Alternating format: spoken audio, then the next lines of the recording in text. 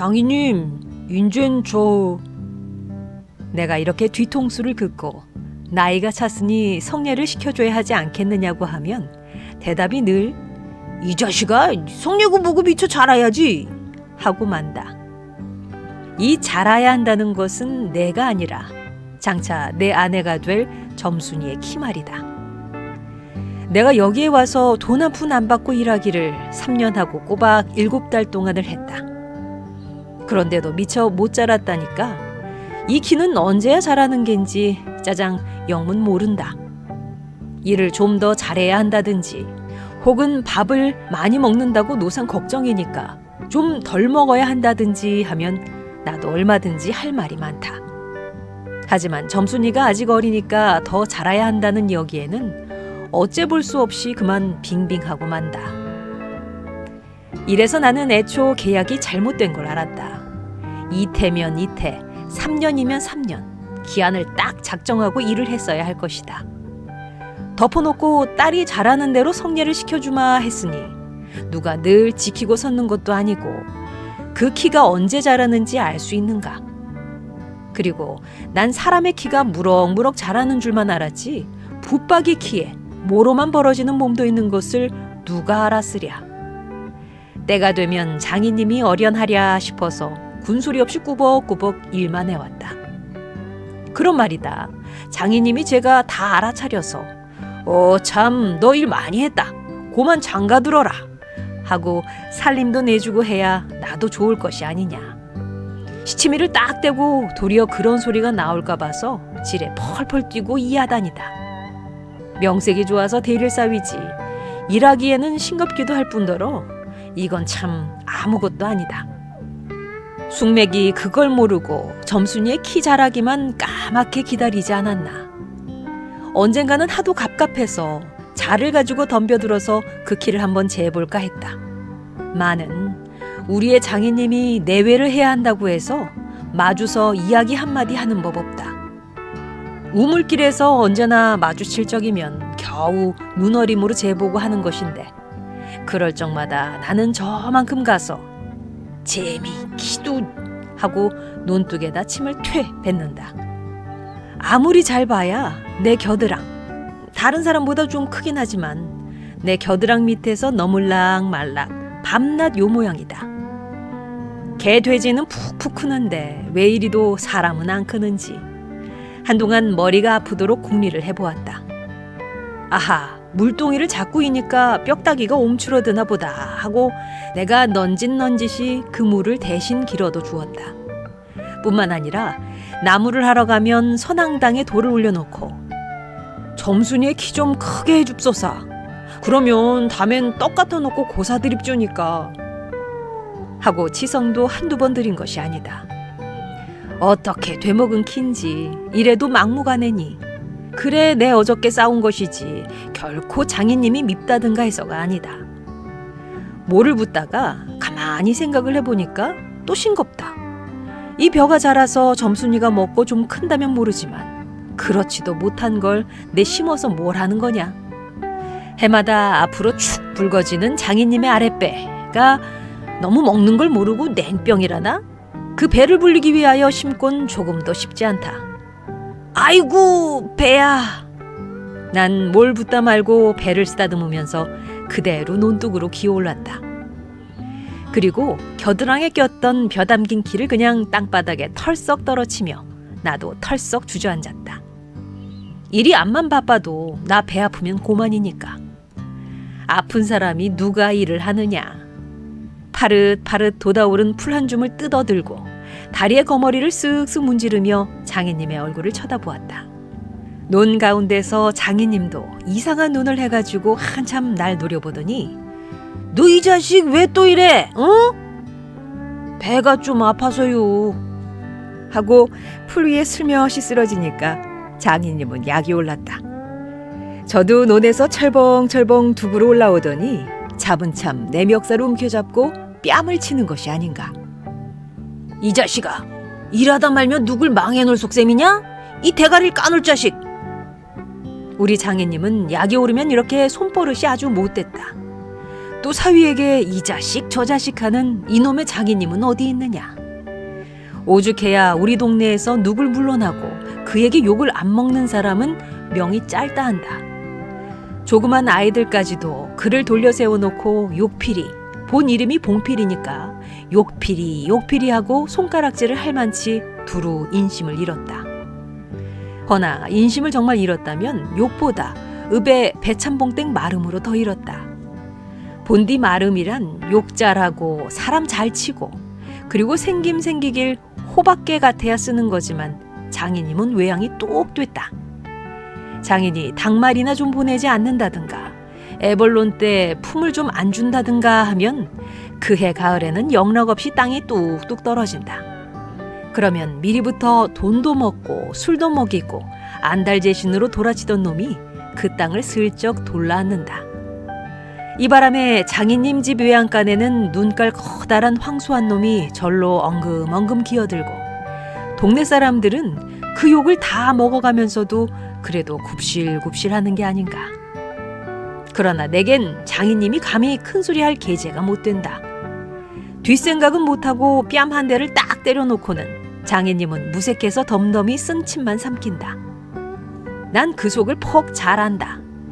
조금 있으면 갈도 꺾어야 하고 모도 내야 하고 한참 바쁜 때인데 나 일 안 하고 우리 집으로 그냥 가면 그만이니까.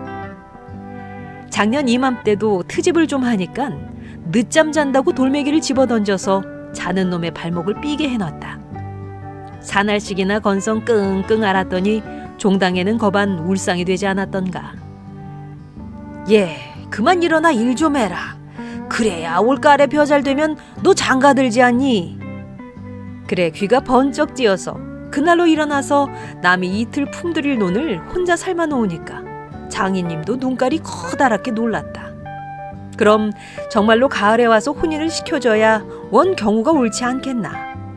벼썸을 척척 들여 쌓아도 다른 소리는 없고 물동이를 이고 들어오는 점순이를 담배통으로 가리키며 이 자식아 미주 커야지 저걸 무슨 혼인을 한다고 그러니 원 하고 남 낯장만 붉게 해주고 그만이다.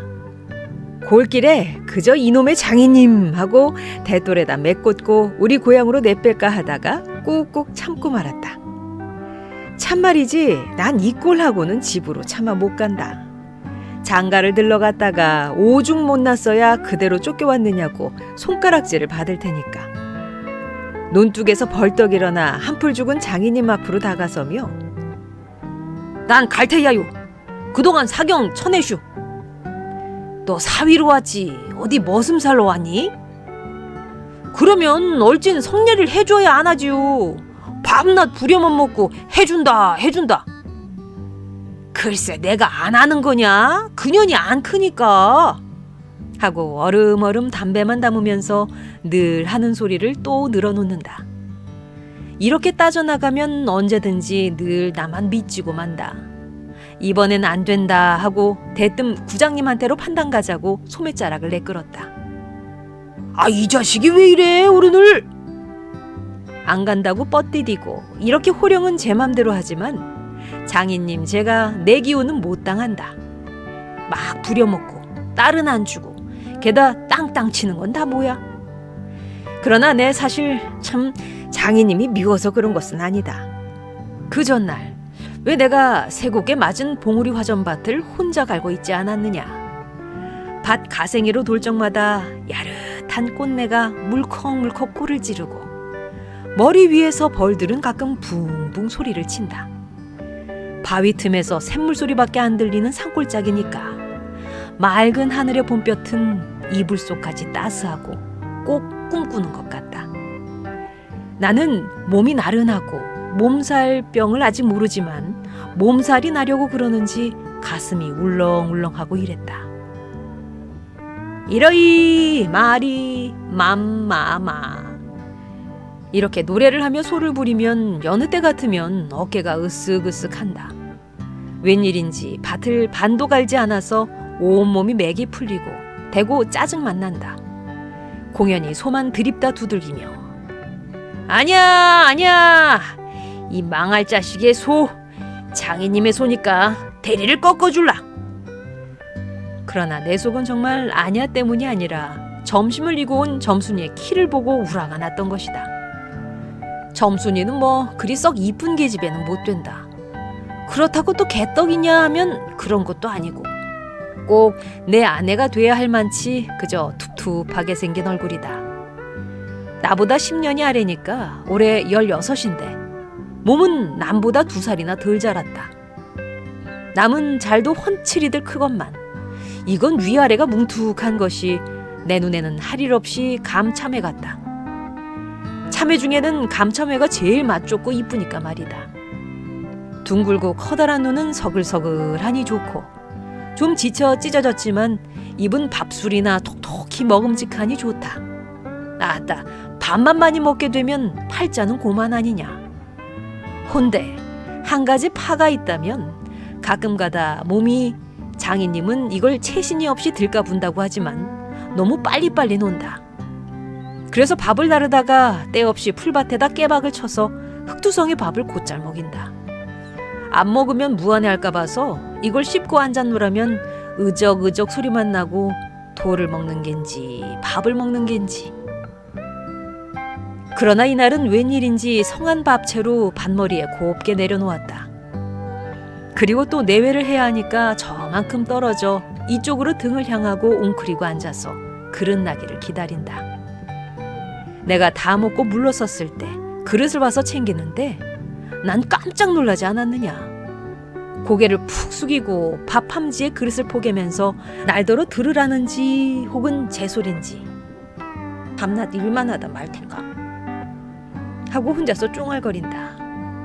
고대 잘 내외하다가 이게 무슨 소린가 하고 난 정신이 얼떨떨했다. 그러면서도 한편 무슨 좋은 수가 없는가 싶어서 나도 공중을 대고 혼잣말로 그럼 어떡해 하니까 성례시켜달라지 뭘 어떡해 하고 되알지게 쏘아붙이고 얼굴이 빨개져서 산으로 그저 도망질 친다. 나는 잠시 동안 어떻게 되는 심판인지 맥을 몰라서 그 뒷모양만 덤덤히 바라보았다. 봄이 되면 온갖 초목이 물이 오르고 싹이 트고 한다. 사람도 아마 그런가 보다 하고 며칠 내에 부쩍 속으로 자란 듯 싶은 점순이가 여간 반가운 것이 아니다. 이런 걸 멀쩡하게 아직 어리다고 하니까. 우리가 구장님을 찾아갔을 때 그는 쌀이문 밖에 있는 돼지우리에서 죽을 퍼주고 있었다. 서울에 좀 갔다 오더니 사람은 점잖아야 한다고 윗수염이 얼른 보면 지붕 위에 앉은 제비 꼬랑지 같다. 양쪽으로 뾰족히 뻗치고 그걸 에헴 하고 늘 쓰다듬는 손버릇이 있다. 우리를 멀뚱히 쳐다보고 미리 알아챘는지 왜 일들 허다 말고 그래 하더니 손을 올려서 그 에헴을 한번 후딱 했다. 부장님, 우리 장인님과 첨에 계약하기를. 먼저 덤비는 장인님을 뒤로 떠다 밀고 내가 허둥지둥 달려들다가 가만히 생각하고 아니 우리 빙장님과 첨에 하고 첫 번부터 다시 말을 고쳤다. 장인님은 빙장님 해야 좋아하고 밖에 나와서 장인님 하면 괜시리 고를 내려고 든다. 뱀도 뱀이래야 좋으냐고 창피스러우니 남 듣는 데는 제발 빙장님 빙모님 하라고 일상 당조짐을 받아오면서 난 그것도 자꾸 잊는다. 당장도 장인님 하다 옆에서 내 발등을 꾹 밟고 곁눈질을 흘기는 바람에야 겨우 알았지만 구장님도 내 이야기를 자세히 듣더니 퍽 딱한 모양이었다. 하기야 구장님뿐만 아니라 누구든지 다 그럴 게다. 길게 길러둔 새끼 손톱으로 코를 후벼서 저리 탁 튀기며 그럼 봉필씨 얼른 성례를 시켜 주구려. 그렇게까지 제가 하고 싶다는 걸 하고 내 짐작대로 말했다. 그러나 이 말에 장인님이 삿대질로 눈을 부라리고 아 성례구 보고 계집애년이 미처 자라야 할 게 아닌가 하니까 그만 멀수룩해서 입맛만 쩍쩍 다실 뿐이 아닌가. 그것도 그래. 그래 거진 4년 동안에도 안 자랐다니 그 키는 언제 자라지요? 다 그만두고 사경 내슈. 글쎄 이 자식아 내가 크질 말라고 그랬니? 왜 날 보고 떼냐? 빅모님은 참새 많은 것이 그럼 어떻게 애를 낳지요? 사실 장모님은 점순이보다도 귀때기 하나가 작다. 장인님은 이 말을 듣고 껄껄 웃더니 그러나 암만 해도 돌 씹은 상이다. 코를 푸는 척하고 날 은근히 골리려고 팔꿈치로 옆 갈비뼈를 퍽 치는 것이다. 더럽다. 나도 종아리에 파리를 쫓는 척하고 허리를 구부리며 그 궁둥이를 콱 때밀었다. 장인님은 앞으로 우줄근하고 쌀이 뭉깨로 쓰러질 듯하다 몸을 바로 고치더니 눈총을 몹시 쏘았다. 이런 쌍년의 자식 하곤 싶으나 남의 앞이라니 차마 못하고 서는 그 꼴이 보기에 퍽 쟁그러웠다. 그러나 이 밖에는 별반 신통한 귀정을 얻지 못하고 도로 논으로 돌아와서 모를 부었다. 왜냐면 장인님이 뭐라고 귓속말로 수군수군하고 간 뒤다. 구장님이 날 위해서 조용히 데리고 아래와 같이 일러주었기 때문이다. 뭉태의 말은 구장님이 장인님에게 땅 두마지기를 얻어붙이니까 그래 꿰었다고 하지만 난 그렇게 생각 안 난다. 자네 말도 하기야 옳지. 나이가 찼으니까 아들이 급하다는 게 잘못된 말은 아니야. 하지만 농사가 한창 바쁜 때 일을 안 한다든가 집으로 달아난다든가 하면 손해죄로 그것도 징역을 가거든. 여기에 그만 정신이 번쩍 났다. 왜 요전에 산포말서 산에 불 좀 놓았다고 징역 간 거 못 봤나? 제 산에 불을 와도 징역을 가는 이때인데 남의 농사를 버려두니 죄가 얼마나 더 중한가? 그리고 자넨 정장을 사경받으러 정장 가겠다 했다. 간대지만 그러면 괜시리 죄를 들쓰고 들어가는 걸세. 또 결혼도 그렇지. 법률에 성년이란 게 있는데 21가 돼야지 비로소 결혼을 할 수가 있는 걸세. 자넨 물론 아들이 늦을걸렴 하지만 점순이로 말하면 이제 겨우 16이 아닌가. 그렇지만 아까 빙장님의 말씀이 올가래는 12를 제치고라도 성례를 시켜주겠다 하시니 좀 고마울 겐가. 빨리 가서 뭐 붙던 거나 마저 붙게. 군소리 말고 어서 가. 그래서 오늘 아침까지 끽소리 없이 왔다. 장인님과 내가 싸운 것은 지금 생각하면 전혀 뜻밖의 일이라 안 할 수 없다. 장인님으로 말하면 요즘하게 자긴들에게 행세를 좀 하고 싶다고 해서 돈 있으면 양반이지 별게 있느냐? 하고 일부러 아랫배를 쑥 내밀고 걸음도 뒤틀리게 걷고 하는 이 판이다. 이까진 나쯤 두들기다 남의 땅을 가지고 모처럼 닦아놓았던 가문을 망친다든가 할 어른이 아니다. 또 나로 논지면 아무쪼록 잘 베서 점순이에게 얼른 장가를 들어야 하지 않느냐. 이렇게 말하자면 결국 어젯밤 뭉태네 집에 맛을 간 것이 썩 나빴다. 낮에 구장님 앞에서 장인님과 내가 싸운 것을 어떻게 알았는지 대고 빈정거리는 것이 아닌가. 그래, 맞고도 그걸 가만둬? 그러면 어떡하니? 임마, 봉필을 모판에다 거꾸로 박아놓지 뭘 어떡해.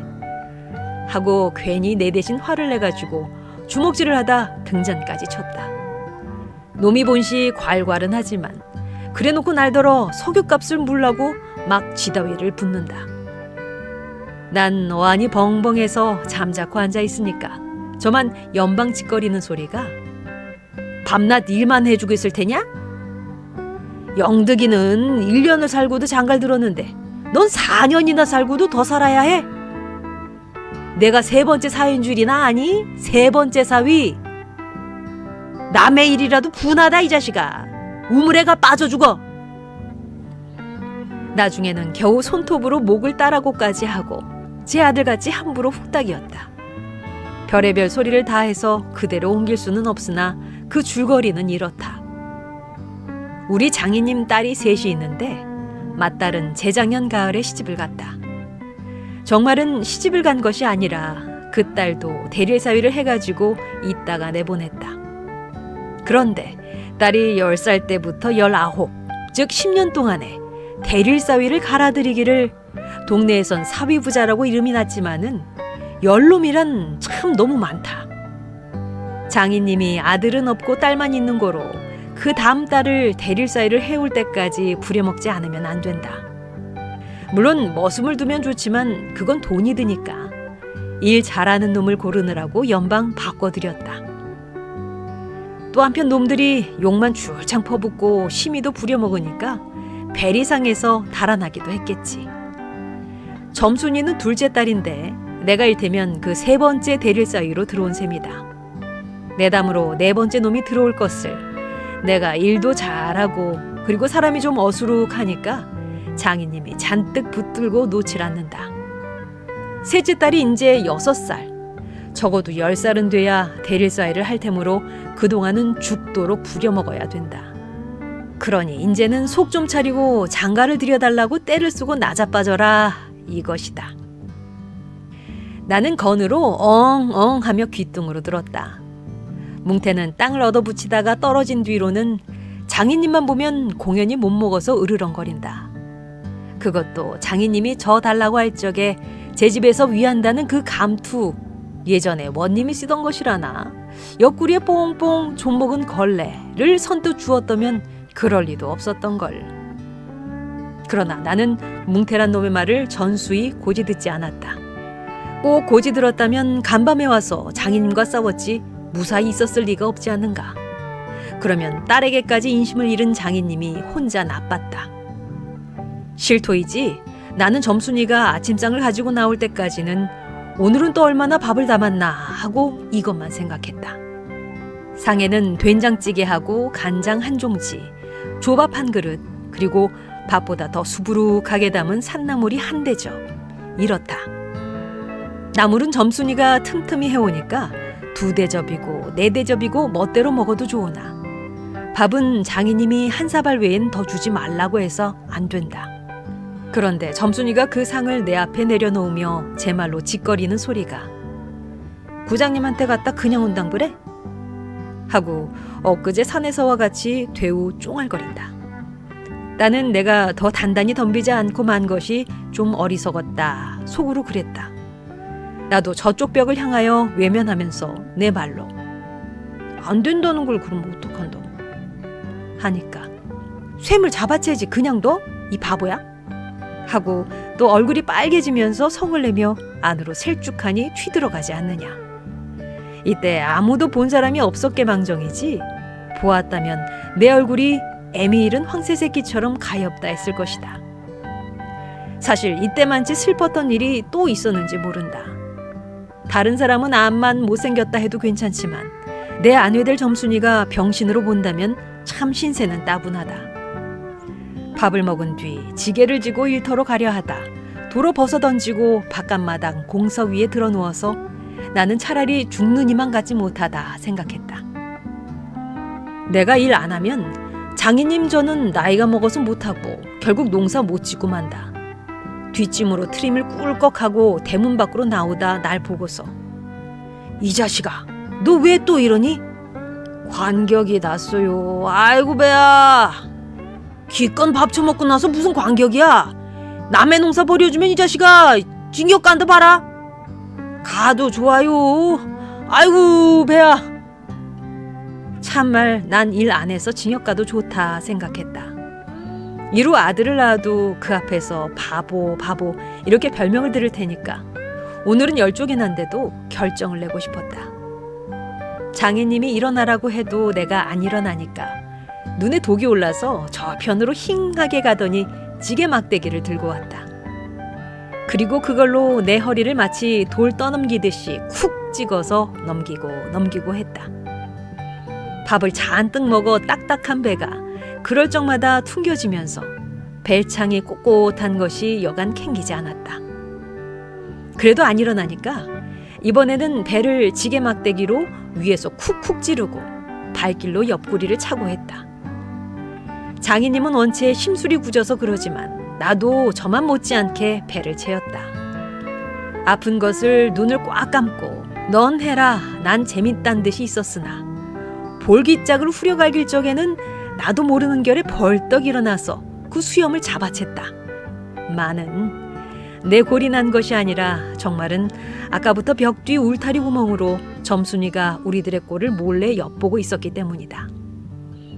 가뜩이나 말 한마디 톡톡히 못한다고 바라보는데 매까지 잠자코 맞는 걸 보면 짜장 바보로 할 게 아닌가. 또 점순이도 미워하는 이까진 놈의 장인님하고는 아무것도 안 되니까 막 때려도 좋지만 사정 보아서 수염만 채고 제 원대로 했으니까 이때 점순이는 퍽 기뻤겠지. 저기까지 잘 들리도록 이걸 까셀라 부다! 하고 소리를 쳤다. 장인님은 더 약이 바짝 올라서 잡은 참 지게 막대기로 내 어깨를 그냥 내려갈겼다. 정신이 다 아찔하다. 다시 고개를 들었을 때 그땐 나도 온몸에 약이 올랐다. 이 녀석의 장인님을 하고 눈에서 불이 퍽 나서 그 아래 바디는 낭 아래로 그대로 떠밀어 굴려버렸다. 조금 있다가 장인님이 씩씩하고 한번 해보려고 기어오르는 걸 얼른 또 떠밀어 굴려버렸다. 기어오르면 굴리고 굴리면 기어오르고 이러길 한 너댓 번을 하며 그럴 적마다 부려만 먹고 왜 성리 안 하죠? 나는 이렇게 호령했다.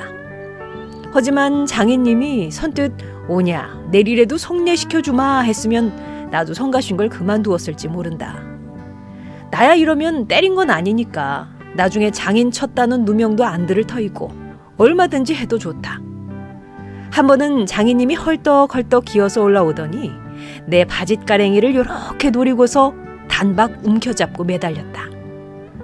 악! 소리를 치고 나는 그만 세상이 다 팽그르 도는 것이. 빙장님! 이 자식! 잡아먹어라 잡아먹어! 할아버지! 살려주십시오 할아버지! 하고 두 팔을 허둥지둥 내절적에 이마에 진땀이 쭉 내솟고 인젠 참으로 죽나보다 했다. 그래도 장인님은 놓질 않더니 내가 기어이 땅바닥에 쓰러져서 거진 까무러치게 되니까 놓는다. 더럽다. 이게 장인님인가? 나는 한참을 못 일어나고 쩔쩔맸다. 그러나 얼굴을 드니 눈에 참 아무것도 보이지 않았다. 사지가 부르르 떨리면서 나도 엉금엉금 기어가 장인님의 바지가랭이를 꽉 움키고 잡아낚았다. 내가 머리가 터지도록 매를 얻어맞은 것이 이 때문이다. 그러나 여기가 또한 우리 장인님이 유달리 착한 곳이다. 여느 사람이면 사경을 주어서라도 당장 내쫓았지. 터진 머리를 불솜으로 손수 지져주고 호주머니에 희연 한 봉을 넣어주고 그리고 올가렌 꼭 성례를 시켜주마. 암만 말고 가서 뒷골에 콩밭이나 얼른 갈아라. 하고 등을 두드려줄 사람이 누구냐. 나는 장인님이 너무나 고마워서 어느덧 눈물까지 났다. 점순이를 남기고 인젠 내쫓기려니 하다 뜻밖의 말을 듣고 빙장님 이제 다시는 안 그러겠어요. 이렇게 맹세를 하며 부랴사랴 지게를 지고 일터로 갔다. 그러나 이때는 그걸 모르고 장인님을 원수로만 여겨서 잔뜩 잡아당겼다. 이놈아 놔라! 장인님은 헛손질을 하며 솔개미에 챈 달개 소리를 연해 질렀다. 놓긴 왜 이왕이면 호되게 혼을 내주리라 생각하고 짓궂이 더 당겼다. 마는 장인님이 땅에 쓰러져서 눈에 눈물이 핑 도는 것을 알고 좀 겁도 났다. 할아버지! 아이고 놔라! 그래도 안 되니까 점순아! 이 악장에 안에 있었던 장모님과 점순이가 헐레벌떡하고 단숨에 뛰어나왔다. 나의 생각에 장모님은 제 남편이니까 역성을 하는지도 모른다. 그러나 점순이는 내 편을 들어서 속으로 고소해하겠지. 대체 이거 웬 속인지 지금까지도 난 영문을 모른다. 아버지를 혼내주기는 제가 내려놓고 이제 와서는 달겨들며 에그머니 이 망할 게 아버지 죽이네? 하고 내 귀를 뒤로 잡아당기며 마냥 우는 것이 아니냐. 그만 여기에 기운이 탁 꺾여 나는 얼빠진 등신이 되고 말았다. 장모님도 덤벼들어 한쪽 귀마저 뒤로 잡아채면서 또 우는 것이다. 이렇게 꼼짝도 못하게 해놓고 장인님은 지게 막대기를 들어서 사뭇 내려 조겼다. 그러나 나는 구태여 피하려지도 않고 암만 해도 그 속 알 수 없는 점순이의 얼굴만 멀거니 들여다보았다. 이 자식! 장인 입에서 할아버지 소리가 나오도록 해?